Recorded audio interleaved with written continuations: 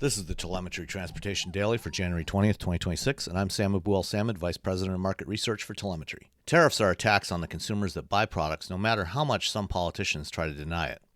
Tariffs aren't paid by the country exporting a product. They're paid by whoever imports the product and generally passed along to those that ultimately buy the product. We've seen this over the past year as new vehicle affordability has continued to decline. Some manufacturers have been upfront in raising sticker prices, while others have tried to hide those increases, particularly the Detroit-based automakers who have substantially raised the delivery charges on new vehicles. Those charges are mandatory fees, but they generally aren't included in advertised prices. Ford, GM, and Stellantis have increased delivery charges on full-size pickups and SUVs several times in the past 12 months, from $1,995 to $2,595. But affordability is getting hit in other ways as well. The CX-30 compact crossover is one of Mazda's most popular models, and it's also one of the most affordable, with a starting price of just under $26,000, including standard all-wheel drive.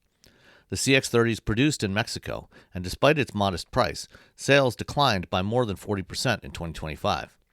That relatively low price means that Mazda doesn't have much margin to absorb the tariff hit, but raising the price would hurt sales. Instead, Mazda opted to reduce production of the CX-30 for the U.S. market while keeping the price relatively stable. Those customers who were able to get a CX-30 in 2025 still got a great deal on an excellent vehicle. The problem is that 40,000 fewer customers were able to get one of those vehicles than the prior year because of trade policies.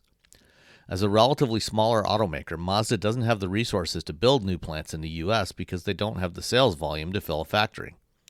They currently have one joint venture with Toyota that produces the more expensive CX-50, and they would probably need similar arrangements to build other products.